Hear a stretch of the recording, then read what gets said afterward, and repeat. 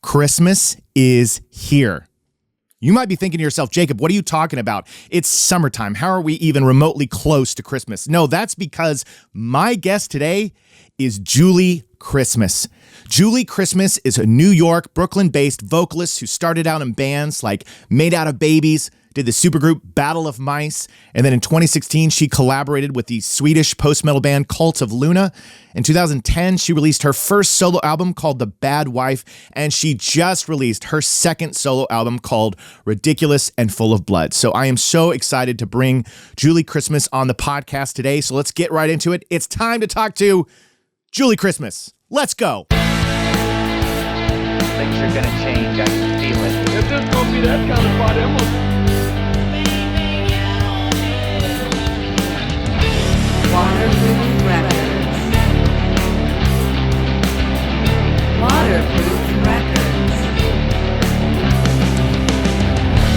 Waterproof Records with Jacob Gibbons. All right, so there's one thing I wanted to talk about real quick if you are watching the show. Now, I know the majority of my listeners are listeners. It's a podcast. They're meant to be in your ears while you're doing other things. But there are a small few of you who watch me on YouTube and see the channel. And then, of course, when I share the links, you get to see the location that I filmed the podcast. Well, you may notice if you are watching that I have a new waterproof record set. Yes, I am so excited about this. I've been working on this for months and it is finally together. And I feel like I'm going to build on it as we go, add more things.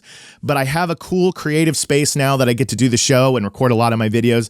And so if you've never watched me before, go onto YouTube, check it out. You can see the location. I think it looks pretty sweet. So, but I want to talk about, before we get into the interview with Julie, DistroKid. DistroKid has been supporting me for so long, and I know you hear me talk about him from week to week, and if you haven't given him a look yet, you definitely should, especially if you want to release music. If you're a musician, if you're in a band, if you're a solo artist, and you want to put music into the world, it really is the most efficient way for you to do it, and not very expensive at all, especially with my VIP link, which is in the description of this episode. It's distrokid.com/VIP/waterproof. And if you use that link, you get 30% off, which is a lot. That's more than a quarter. Come on, 30% off your first year.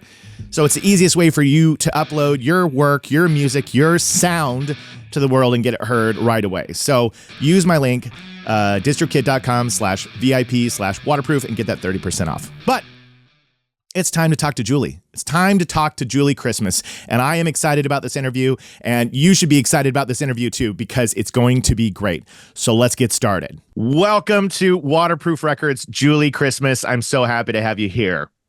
Thank you for having me, Jacob. It's a pleasure. Thank you. Yes. This is the first time that Julie and I are actually getting a chance to meet face to face. And I was put in touch with Julie through my friend Chris Enriquez, who is just such an incredible, fantastic drummer. And so when Chris says, you got to meet Julie, you got to talk to Julie, I was like, hell yeah, anything you recommend me, I'm going to know it's great. And he was not wrong. You are great. You know what? I'm going to agree with you, but also about Chris. Yes. Chris Enriquez, for everybody out there who does not know, our fantastic mutual friend, is just one of the coolest guys there. You don't meet very many people like Chris. Chris is one of these people who lives to connect other people on things they love. So yes. Chris is a special, one of a kind, lovely guy, and just one of the most talented people I've worked with. He's an amazing drummer. He's on tour with Spotlights right now. Yes. And then he's going to join us on the road too. Yes, I'm so glad you set that up, because Chris is one of these guys that we connected through mutual people on social media. And then when Spotlights came through last year, I think it was they were on tour with Mr. Bungle and Melvins. And I went and saw him, and we got to hug in real life, and it was epic. We filmed it. We filmed the hug. It was that epic. It was so great. You'd never met in person? No, because I'm over here on the West Coast, and we talked a bunch. I'm in Los Angeles, and so we talked a bunch. We'd messaged a bunch. He'd sent me music. I'd sent him music, and then when he was on tour, it was like this long time coming moment, where we saw each other. You might as well have put the hug in slow motion. It was magical, but he's just his energy is amazing. I loved watching him play with Spotlights, and I really love that their latest album that he's on. But enough about Chris. This isn't your time to shine. You'll get your turn on Waterproof Records. Back to you. He played on your latest album that's coming out this month, June, Ridiculous and Full of Blood. Exciting. And I've gotten a chance to listen to a lot of it, and it's amazing. It's fantastic.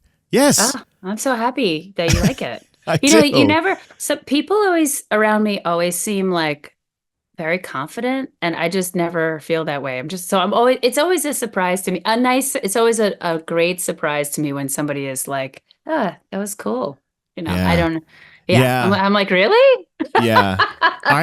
I'll tell you what, I am a notorious kind of goober, live out loud kind of goofy guy. So like, I've never been able to be like cool. Like if something's amazing, I will just be like, this is amazing. You know what I mean? That's great. I live hyperbole, so, but I really was blown away as I dug through, your catalog for my audience. Julie has multiple projects that she's worked at over the years. Cult of Luna, the Made from Babies, and that's really kind of where it all began, right? Yeah, Made Out of Babies was Babies. Yeah, it was my first band where we were making records. I would say records, and that was in the mid 2000s. Yeah, no, we started earlier than that. It always takes, it takes any new band like a bunch of years to get up and running. It didn't take us that long, but yeah, we were playing together for a little bit before that. Yeah. Sorry for blowing the band name right out of the gate. Here I am. I'm like, okay. Made from Babies. That's just my dad. That's my parent brain. I'm like, babies. We are made from babies. No. No, that's a very common band other name, and but that band name was So yeah, that's common. Don't worry about it. Okay. Whew. I was like, I'm trying to make a good impression here. Made Out of Babies. It's okay. Just gonna write. Let me just write this down. Pause. Hold on for 1 second. Yes, please. Demerit, Mr. Givens, demerit. That's right. Your musical journey, I wanted to kind of dive in on, let's just rip off the subject of the podcast, which is the Waterproof Record. And that is really that point where musicians, people who aren't musicians who come to the show, it's that album that really changed your DNA. You're one day, you're one person, and then you hear the album and you're like, everything's changed. I have to get into music. I have to sing. I have to write. I have to perform.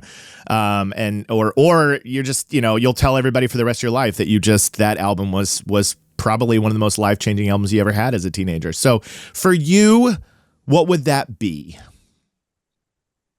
Okay. So I think, here's where I differ a little bit. This is an almost impossible it often is. Task for me because I just because I don't come from like I didn't have a set group of I grew up in like a really wild house and but none of the music was all of the music was like old soul and like like Aretha Franklin. I grew up on like jazz, Miles Davis, Aretha Franklin, a lot of opera, classical music. Yeah. But really like, and then like a bunch of like Spanish music. I don't know. I grew up in like a neighborhood where I was the only white girl. So I have like a different musical foundation than a lot of people. And I had to kind of work my way like to find other people, to find music that was like, encapsulated all of the stuff that I was feeling inside, because that's usually why we pick music, right? It's like you can relate in some way to something in the lyrics, something in the music is like it's not just that you like it. It's not just like you like the way it sounds. There's something about it that's like for you, and that's maybe why records are important to us at different points in our lives, right? Like what's going on, and this one matches, right? So I don't have a teenage record that changed me that isn't made by, like B.B. King and Aretha Franklin. Sure. But here's another record that became very important. And I'm going to preface it by telling you a little bit of a story about why this became such an important record. So I have a lot of friends who listen to lots of different kinds of music and do different things with their lives. And one of my friends early on high school was she was really into like she was really into like not Americana, but she was into like singer-songwriters that Okay.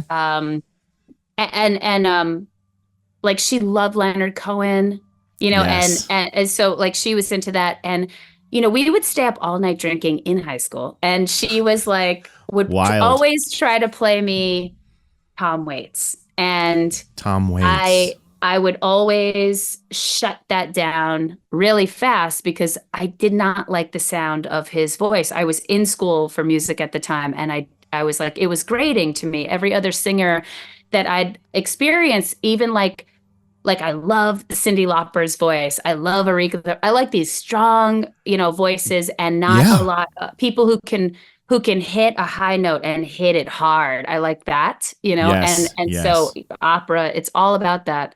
And then I started to get into like character singers like Louis Armstrong, who's a little bit more growl, but Tom Waits was like nails on Totally. chalkboard. What you're recounting for me right now is so my experience when I was introduced. So I'm excited to hear where this goes. Yeah. So I had so I know we're probably not the only ones too, right? Exactly. So I went to so she would always try to play it, I would shut it down.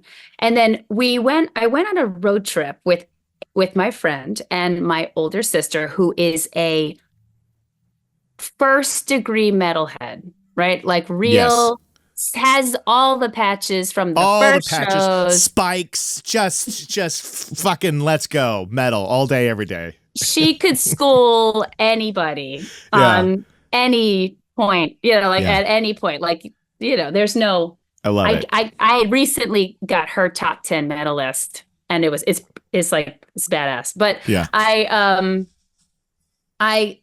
went on a road trip with my friend in high school who loves individual singer-songwriters, usually guitar, like that. And then my older sister, who is like, Sepultura is her, it's her number one.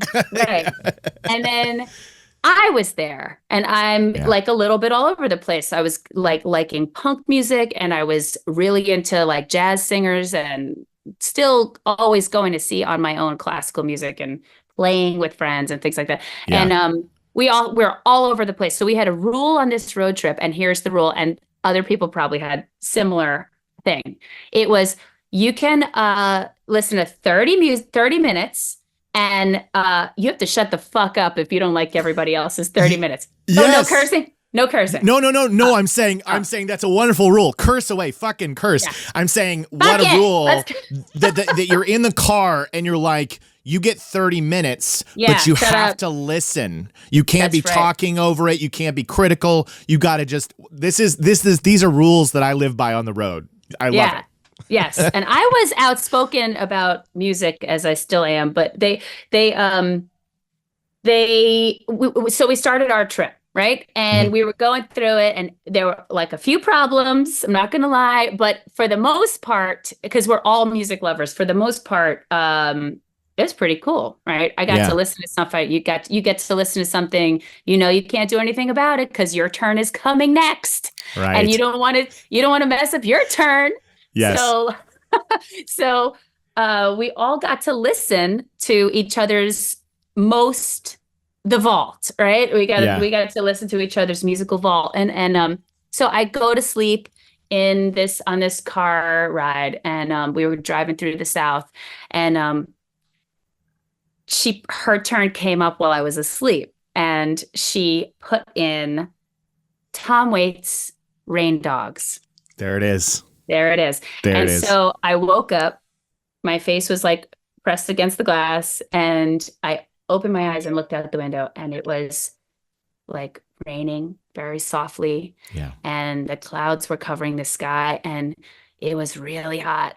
And the balconies were all these different colors with all of the iron, the wrought iron, flowery wrought iron outside of every single balcony. And I opened my eyes, and I was like, this is better than the dream I was just having. Incredible. And the soundtrack playing to that was Jockey Full of Bourbon on that record. Yeah.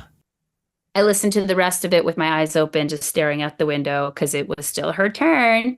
And that was it. I listened to that record like for the rest of the year and chased down every other single thing he did. All the musical, like he's done a bunch of like scores, and right. He's done some things, and it wasn't just that I was lucky enough to get like pulled into the music that he makes and the stories that he tells in that, but it opened up a lot of other doors to places I belonged in. Like he did the music for this play called Wojtek, and Wojtek is a classic story about a man who's in love with a woman, and he can't keep her the way she is expected in the style right. to which she's accustomed. So he starts right. to sell his organs to do that. Ooh. And so Tom Waits is the score for this. He was also the score for Alice in Wonderland Through the Looking Glass that this Danish troupe did, and I really went to see it. And those are the parts of my those kinds of stories where, you know, where you go into, there's so much in his music and his writing, but it's these stories where there is an unhinged ladder to imagination in there, right? Yes. There's like that's a good way of putting it. Yeah. It's like not quite it's not safe at all. It's not safe. But parts of it are very, very beautiful. And it is where I belong. What's so cool about this story and your connection to Tom Waits and the growth with that artist. So for my audience, usually when my guests come on the show, we talk in advance and we get a moment to kind of discuss like what was the Waterproof record. And like Julie had mentioned, it wasn't the same for her because of her teenage experience in an eclectic music house where, you know, she would discover things later in a different way. And a lot of ways I had a similar upbringing in terms of like, I lived in Tulsa, Oklahoma. My mother played classical and oldies and country. I didn't grow up in a cool, like mom's playing the rock and roll that all my peers were like saying, oh, haven't you heard of this? And haven't you heard of, I just didn't have that. So my exploration was also on my own. But what I love about the fact that my guests come on, they tell me what the artist is. Me and Julie didn't get a chance to talk about it in advance. So I had no idea what her Waterproof record was. What was that album? And the fact that it was Tom Waits, and I'm absolutely familiar, and I had such a similar journey with that voice. Makes it work. Art. Yes. Yes.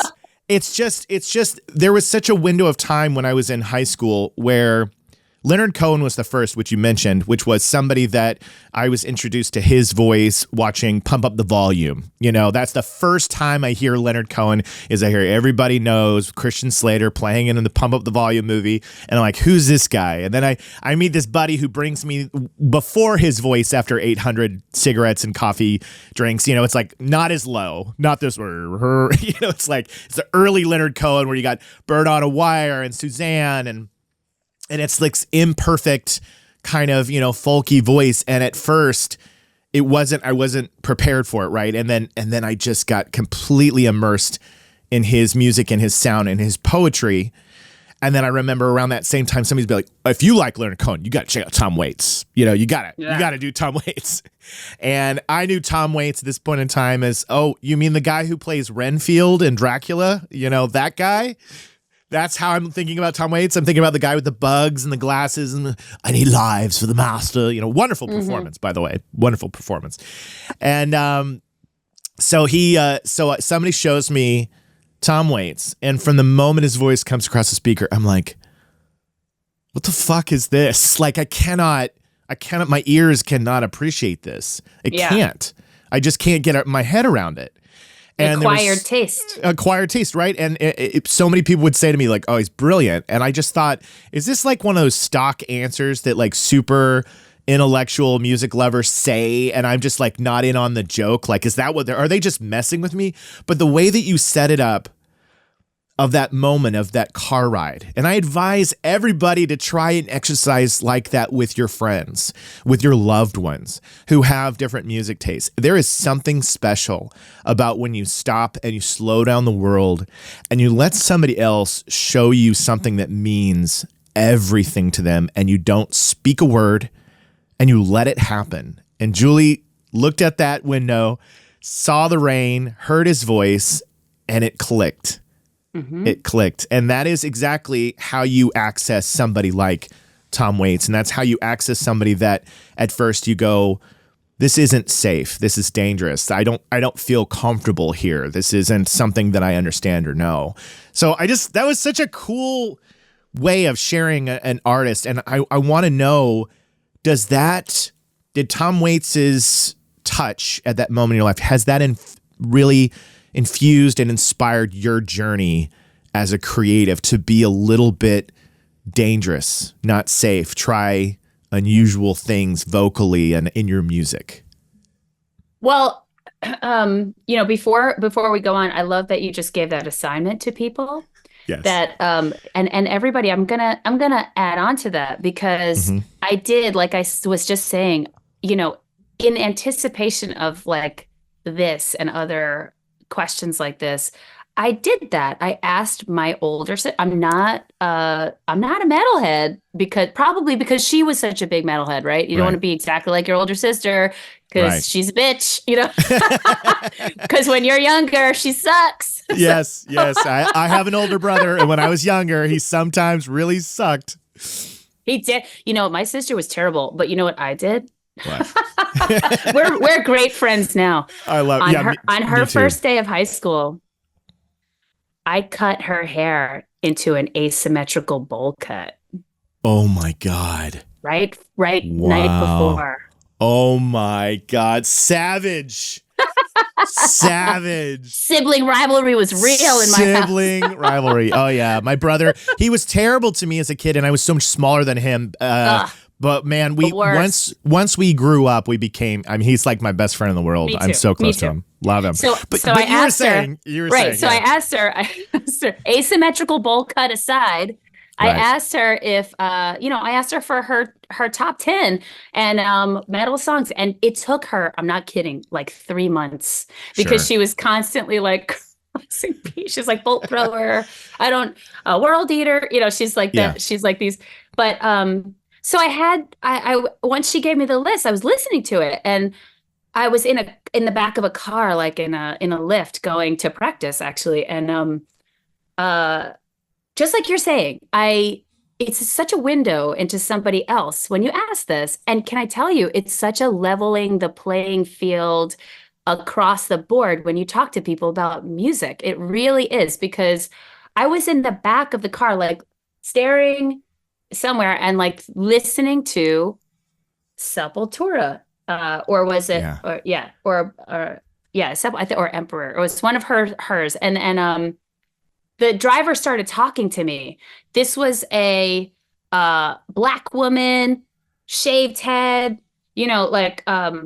just to show like how different we are, although, who knows how we are together, in whatever, but personality wise. But we're obviously, she's younger than me, there's a lot of different different corners of life. Yes. Right. Yes. Never met, and she started talking to me, and I took an earphone, like a headphone off, and I was like, what did you say? And she's like, oh, I didn't know what you were. I'm sorry, I didn't know you were listening to something. And I go, I'm listening to my sister's top 10 in metal songs. And I was like, it's amazing, right? She's like, oh yeah. And I was like, well, what would you listen to? Like, I started getting interested in this exact thing, and she started playing her like favorites. Her favorites right there. And she was so excited about it. And in there were at least 3 stories, so that was really good homework. Everybody should go do that. Go ask the person that you love what their top 10 is, and then listen to it and let them talk about it. It's so cool. But I will say, going back to Tom Waits, that yes, it changed. It changed the way I wrote things because I think I was on the way, but I didn't know there was I didn't know there were I didn't know that there was someone out there at that point who was like just giving a master class Yeah. on lyrics every single time they put a pen to paper. And so I think I was listening to all of this music where the lyrics were great, but they were pretty straightforward. Like, Sure. like messages to people from the first person, and then like those like I'm doing this, or I love you, or whatever, straight ahead lyrics. And when you listen to Tom Waits, it brought all of the reading I did when I was a child, and I was like a reader when I was a kid, um and read every single book, like children's fairy tale I could get my hands on. And those two things, when I heard Tom Waits and started to give it a chance and listen, the lyricism in any of his songs, really, it is like he's talking about so many different things that are echoes of those stories that are, again, like if you listen to cautionary tales, like children's fairy tales, Yes. many of them were cautionary tales. So true. Keep your ass in line, or like a lot of them were that. Yeah. So he had an element to that, but there was also like, going overseas and people. I can't like, I'm not him, so I can't like. Totally. Hey, it's more homework. What the core of this episode is that Julie and Jacob are giving the audience tons of homework. You got to go and read Tom Waits lyrics, listen to them, and do the playlist thing with your loved ones. So yes, Singapore. I'm going to make a recommendation on this record. Singapore is the one where I was like, "What? This is a whole story that takes place in a different place, and it transports you to." Where he is. I was just reading, like getting ready for this, like sailors who were in the Navy at the time this record came out, and their response to that song. I was reading a couple of them, and they felt like when they listened to that there was a partner in adventure. When they Wow. heard that, yeah, it's pretty good, That's awesome. That's awesome. Well, so it's influenced you. And this is your second solo album that you're putting out, Ridiculous and Full of Blood. And is there a storyteller element to this album? I think I'm not as gifted at crafting stories. I would say like so many of the things that, so many of the reasons that records get are like serious is because they contain some of your innermost feelings and thoughts and fears and loves, and Sure. and so this one I think is this record, I think it does tell some stories because I'm pretty much 7 years old in my brain and have like Same. a story playing at all times. Like I can imagine that something fake is having feeling, like a personification is something I regularly think is happening. I'm like out that poor door, Yeah, it keeps getting slammed, like I think things like that. And so that comes into the music. But in this record, Tom Tierney he makes all of the keys and the sounds, and John LaMacchia from Candiria is the guitarist. Johannes Right. Persson from Cult of Luna is the other guitarist, and he's a growler. And then we've got Andrew Schneider, who is the best engineer around, and he is on bass, and then we have Chris Enriquez, right? So it's On Tom, drums. Chris, yeah. So it's like these guys are. The level of play is unbelievable, but they are in this record because each one of them, like the way the process worked when we were making this was that one person would kick it off, and it didn't matter who it was or where the idea came from. It was like, okay, this is the night. What are we going to do with this? And we would all sort of throw on ideas, and I would be like, kind of like, at the final say or whatever. But very collaborative. Sounds very collaborative and like a good Yeah. good creative space to be in for an album. Yeah, and very respectful. Like That's great. I would never tell a guitarist who I can't play guitar, so I also will say, don't tell me what to sing, like that kind of Sure, thing. sure. But there were mutual, like, oh, this is this person's idea. So Tom Tierney is like the reason behind 7 Days, which is like the last song on the record, and it's an open criticism of organized religion. Ooh. And then there's and Johannes Person he started The Lighthouse, and The Lighthouse is one of my favorites, but it's a story told from the perspective of this structure that sits on the hill, cool. high up on the cliff. So I'm in there, but if they're the in record, there too.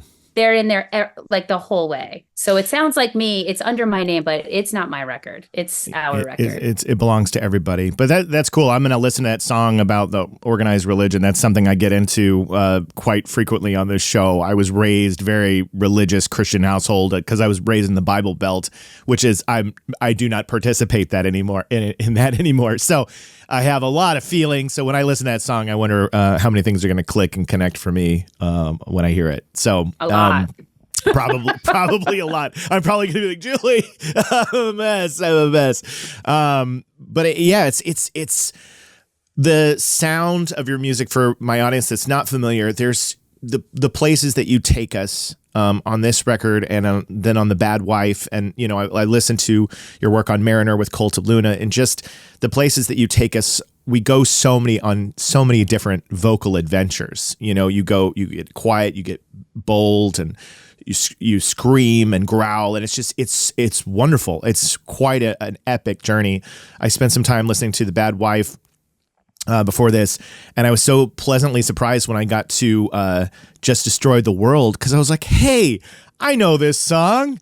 But I knew it as I don't know who the original author is. I knew Willie Nelson. I had heard his version, but when I was researching, because I was like, who wrote this song originally? And it said Ray Price. So I don't know who's the first one to put it out, but I love that you covered that song, because I don't know anybody who knows Just Destroyed the World I'm Living In. I'm like, what a cool choice. Yeah, right? That's that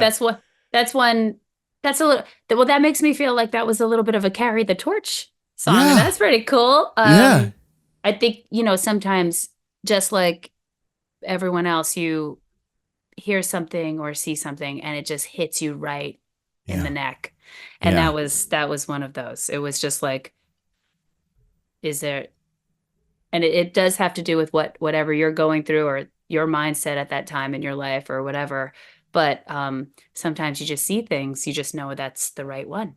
Yeah. Yeah.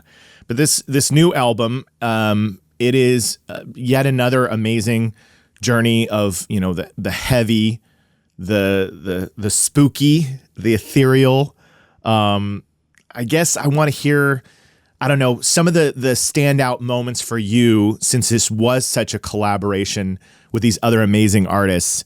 Was there a moment where you really felt you're everywhere, obviously. It's yours, your name's on it, but where you really kind of like, this is the moment, this is the track, this is the song, or this is the beat of the song that I'm really feeling like this is it? It was The Lighthouse. It was Johannes's start. He started that song. I mean, there's a couple. The Ash was early.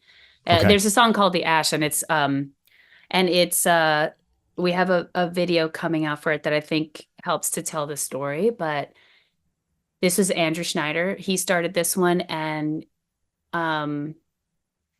there is a Israeli dance troupe, Bat Sheva, and this is one of those things. I'm not a dancer. I don't know from great dance, but when you see this is one of those things. Yeah. You're like, this is unbelievable. But in the last performance we saw of them, there was a woman in the background and she was running on a treadmill, right? This is modern. It looks really hard to do, but there's also such a storytelling element.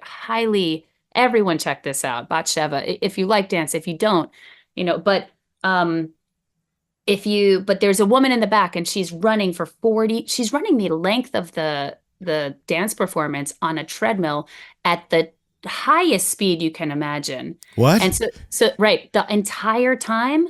And it was like a message, right? You can interpret this in many different ways, but it was sort of like, well, no matter what's happening, there's an underlying, there's an underlying similarity, or there's something that is always there. However and I had my own interpretation, but that it was ever present, right? And always hard like that. And she did it. And then Andrew saw that, and his baseline is that, it's the same all the way through. But the Ash was one that's early on. The Lighthouse with Johannes, I think, was the one where I was, and ironically, here's what happened. We made 4 of these songs during right before COVID, because we were going to go and start to play these live. And then we made pretty much the rest of the album in the last 8 months, right? So Really? this is this is this talent of these guys is always there. They can always turn that out, right? Because we did the rest of this record kind of fast. Wasn't that hard, because we're all collaborative, and we just made a record song after song that we thought was cool. But the Lighthouse was like the one that snuck in the last minute. And so it's one of these things where you think this could be really crappy because there's no time left, and don't have any time to think about it. And bam, it was like the best thing. It was like one of my favorites. The story came out, and I don't know if it was because we had gotten into some kind of rhythm, and that was when we ended, or I think we have these moments, right? You think you're pressed for time, and you think you're not up to the task, and then you pull through it, and not just pull through, but you do some of your best shit because you were not prepared, right? It's so true. I feel like this has been a tale that several albums and artists I've heard over the years. It's like the 11th hour, there's a need for one more song, and they're like, I don't know, and that ends up being the one. And there's a freedom, I guess, in this constraint that you have to. We got to do this, and then your creative space has to kind of go to a place very, very quickly, and the result can really surprise us, And so I think that's so cool that this is an example of that again, where you guys had really formed this great collaborative space. You'd had some time. They came in with the space from pre-COVID to, the past 8 months. You do it all together, and here you are. You got this one thing, and then boom, that's the thing that really excites you. One of the things. I mean, of course, the whole album excites you, and I'm excited for people to hear it. But I really want to go listen to The Lighthouse now with those ears and knowing kind of the story behind that piece of music. That's cool. I'm actually going to tell you something else. I'm all ears. Realize that this was. I didn't realize that this was on camera, or actually, I was just working up until the last minute before I jumped on here, and I couldn't find anything to make myself look human. So my black eyeliner is actually Sharpie. Oh, I love that. I love that. That's so good. Thank you for being vulnerable and open enough to share that with me. I'll go put some Sharpie on my eye too. I'm it looks great. Check it out. You did a wonderful right? job. Yes, absolutely. Well, I it's so funny because that's Makeup Secrets with Julie Christmas. It's Sharpie and toilet paper. It's amazing. So everybody listen up. If you're in dire need of some eyeliner, you can grab a Sharpie, some toilet paper, and you can look amazing. Amazing. So what if I can't see out of the one? It's amazing. So I have another one. Yes.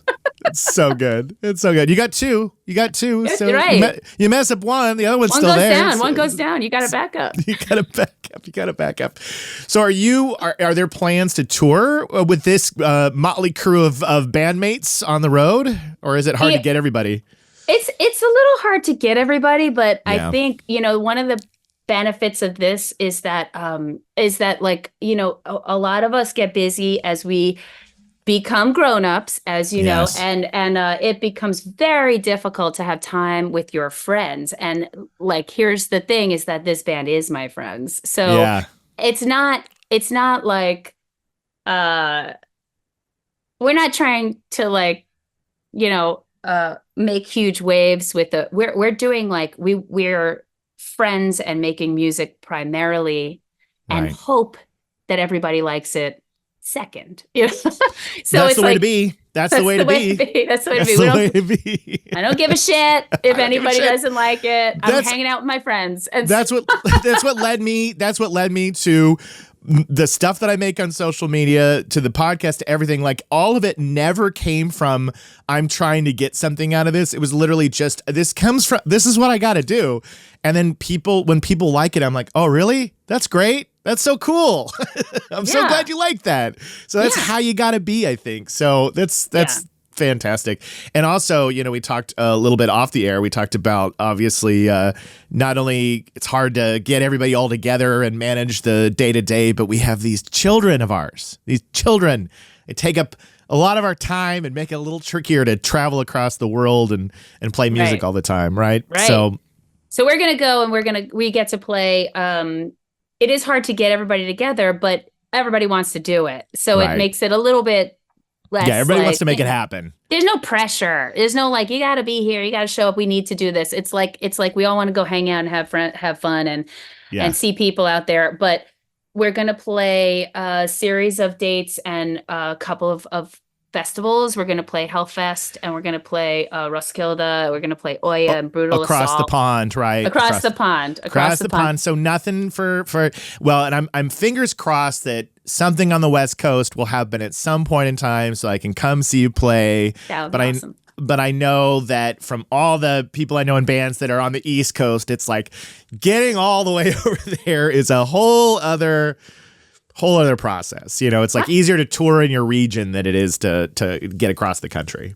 Yeah. And I think that's definitely part of it, but that would be awesome. We just didn't, I think the way things are working is like, let's see how this goes. And then I know that's not the way you're supposed to work. Bands book year in advance, right? They book like really far in advance, but because this project is a little bit different. So we're going to do this group of dates, and then, we'll see. No idea what's coming next, but down for anything. Down for anything. Oh, I love it. Well, I'm going to be keeping an eye to see if there's ever a time that I see Julie Christmas coming to the Los Angeles area or around. I'll drive a distance. Thank you. Yes, absolutely. Not like you're not used to it. Right. Not like I don't sit in my car all the time. That's right. Just get your rain dogs out, do your homework on somebody else's list, and you'll be there. That's right.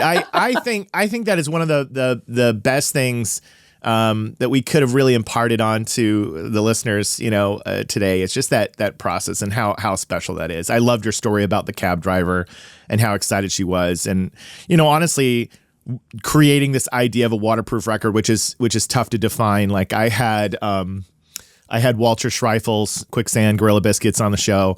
And when we were talking about his waterproof record, he was like, well, because he sat there and he was like, well, it was a soundtrack, right? Yeah, I looked at the list. Yeah. And he said, well, look, if you want to talk about, he goes, the way I thought you painted it was the album that inspired me to pick up the guitar.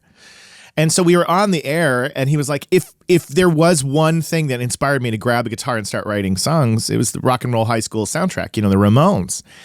And so it was in that moment that I realized, I was like, this waterproof record, this thing that kind of changes your DNA, if you will, as a musician, is very different than somebody who's not in the career of making music and they're just a music lover.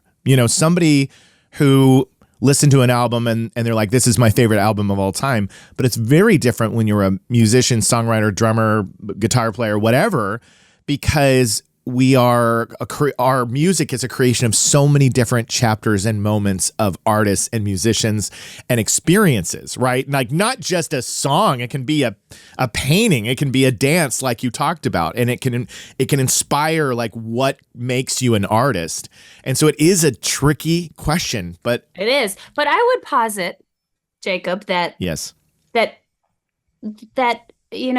because I'm a musician and Tom Waits showed me an avenue that I didn't know existed and definitely changed me, that my cab driver was changed by her Spanish Harlem rhythms. And I think that was like the name of the record she's like, and I think it might have bled into her life in a different way you Yeah. know, or their life. It might have bled. I don't know if it's her, but it Yeah. might have bled into their life in a different way. And Sure. just because we're talking about music, it's a little more obvious, and you can ask the question that is, Right. but maybe that's the question to your follow-up list, and we're going to add this to your homework. So how did that top 10, how did your waterproof record change your life? Because somebody's Yes. probably like, I used to drive 40 miles an hour and now I'm 75 at least. And it's because of this album. Yeah. It's because of this album right here. Absolutely. Yeah. Art and music is like affects people and In you such know. different ways. It really does. It really does. And so, you know, in a lot of ways, I love the fact that a waterproof record is this thing that it kind of everybody comes up with what that definition and how it impacts their life and what it does.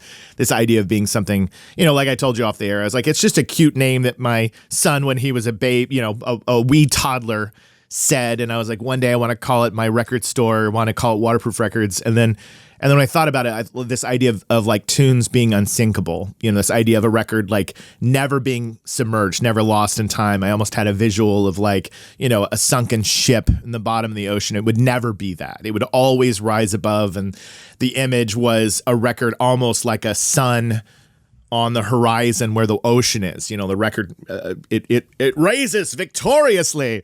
And so it's just fun with every guest that I have on to kind of just, I don't know, give the concept to them and see where they go with it. And your story about Tom Waits and the window and that car ride was exactly what I hoped it would be. You know, it was exactly what I hoped that Julie Christmas would bring on Waterproof Records. Oh, thanks. You know, Yeah. I think you can see it, right? Because Yeah. that's his stomping grounds, right? Yes. So you can see it. Yes, absolutely. It was a lucky moment. Thanks It to was. the 30 minutes. Homework, everybody. We want you to report back. We want to hear from you. Single spaced. We need the margins on the left, bitches. Watch your margins. I Don't think, give me any 13-point font. We know that trick. I know we it. need- I can see it. I can Yes. tell. Full paragraph. at Times least. New Roman. Times New No Roman. Arimo. or No, whatever. no. Don't even No think about, trebuchet. don't this. think about Courier. Don't think about Courier. This isn't a goddamn screenplay. We'd be hilarious substitute teachers, by the way. That'd be fun. I was this close to trying to become a teacher. My mother's a teacher. My brother's a teacher. I come from a family of teachers. I could see it. Yeah, look, I have the face of a youth pastor. So I have this like, you know, this really aw shucksy kind of way about me that I think that people would be like, oh, you'd be a great teacher. But in the few moments that I experimented with it, I was like, I don't think I have the patience for any mouthing back from a kid, you know, like a kid who's like, nuh-uh, whatever, Mr. Gibbons, you don't, you know, I don't know how I would operate under that pressure. Yeah, I know. It's tough. I am a teacher. Are So you really? I own a bunch of businesses where you teach science to kids, hands-on science. Oh, so you when we were doing the little exercise about the homework, you know what you're talking about. No, I don't give homework. Are you kidding? I don't do that. I'm not. I have my own business, so I get to say love it. how it goes, and how it goes I love in it. my business is this. It's like, remember how you would be sitting in. I started this business, and the whole foundation of the business is that kids and other people really learn the best by doing, not talking. Yes. And so if you remember being in those classes where you would just do anything just to get the fuck out. Yes. And I remember that, but our classes are different. We do it where here, we're going to talk to you for 4 minutes, and then here's your set of stuff. And let's do, you know, like, and it can be very complicated. Like we just made like a replica of the Hanging Gardens of Babylon using like potty I soil. would have done so well at a school like that. You would have. I struggled so much growing up in school because it was blah, blah, blah, blah, blah. And I was always, you know, I ended up getting into theater and music and things like that because I just needed to be doing. And so I love that you're doing this. That's amazing. That's amazing. Yeah. It's cool. And yesterday, I'll remind everybody that the 8th, I don't know when this is coming out.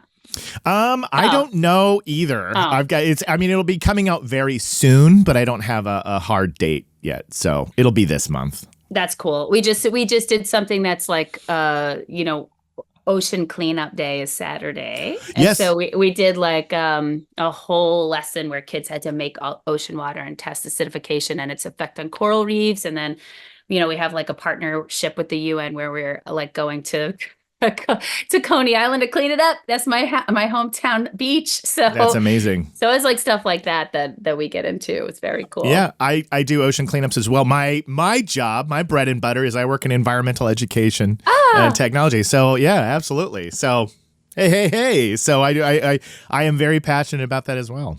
Now you just need your Sharpie eyeliner and I need my Sharpie eyeliner. It's all set. We could do this together. We could do this together. What a team. I love it.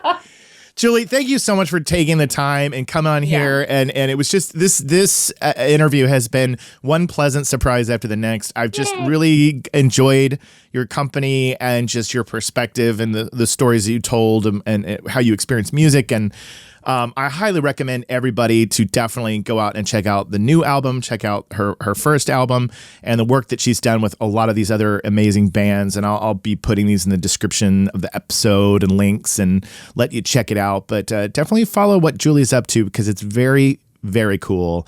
And when you said to me, you were like, I'm not a metalhead like my sister. I'm like, but you get so heavy sometimes. You get so heavy. So but we all do. Yes, it's true.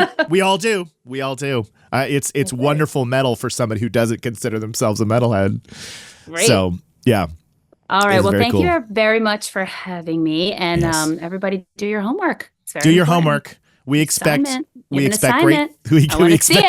expect great things from everybody. Give me your top 10 and I'm going to listen to it. Yes. I want to hear your top 10 and I'll give you mine. We'll send each other those over email or something. We can... I had to agonize. I did this for another interview. Oh my God. It's the hardest. So hard. Hardest so thing. Difficult. Yes. But you realize as you're going through music in your life, just like everybody who's listening, you go through your moments of your life, they have a soundtrack. Yeah. And it's cool to like visit them, good times and bad. Right. Good times and bad. Mm-hmm. Good times, bad times. I've had them a share. Yep. All right. Well, that's it. Thank you so much for joining me. And I can't wait to meet you in real life. And I'm looking forward. Yes, I'm looking forward to spending a lot of time with this new record, and everybody else should as well. All right. Thank you so much. Thank you. June 14th, everyone. Thanks June so much. 14th. Bye, right. Jacob. Bye. That was fantastic. You meet people all the time in these, you get introduced to somebody and you're like, I hope this goes well. I hope this conversation goes well. And you have these kind of conversations, like you saw it, you heard it. We would start on an idea, move down another idea, come back to the idea, return to this idea. It felt like friends that just can't seem to stay on one subject because they're so excited to talk about the next thing and the next thing. And then we circle back. And I just loved it. I 100% feel like Julie Christmas is somebody that I would hang out with all the time, especially if we lived in the same city. So I can't wait to meet her in real life. And you definitely should go check out Ridiculous and Full of Blood. It's awesome. It's just a soundscape of sounds that are heavy and dark and ethereal, and she just takes you into a lot of different places. And so definitely go check it out. I'll make sure to include the link to her album below. And that was such a cool conversation about Tom Waits. And for many of you, Tom Waits might not have clicked in any way. And still, I'm not always in the mood to listen to a Tom Waits type record, but it is amazing to see how an environment, how a moment, how scenery, how a meal, company can influence something to become so significant and special. And I know many of you have similar experiences in your life where that piece of music takes you back. I've talked about the time machine before. I've talked about how our sounds that we hear bring us to different places. And just think about how special music is to your loved ones, the ones that are passionate about it. I do realize that there are some people that you meet in life that are kind of like, I just like whatever's on the radio. And that's fine. To each their own. But if you're listening to this show, you're probably like me and like Julie, that we have such an incredible passion for the music that we love. And so the people that you surround yourself with often do too. So I do truly recommend you take some of that homework assignment as much as we were joking around and being silly. It is a good exercise to understand the people that you love in your life, to really hear what means the most to them. So I highly recommend it. So thank you for joining me. That was a fantastic interview. I had such a good time. And I would gladly go see her live and see her band live anytime she comes through LA. And I actually, if she doesn't come out this way, then I just hope I get a chance to go to the East Coast and see some of the amazing bands over there. So thank you for joining me for Waterproof Records. Don't forget to check out distrokid.com/VIP/waterproof. Thank you again to Pantheon Podcast for making me a part of your network. I'm happy to be part of the family, and I love being here, and I love being in my new set. And I'll see you next time on Waterproof Records. Bye. Things are gonna change. I can feel it. If this gonna be that kind of party, I'm gonna Waterproof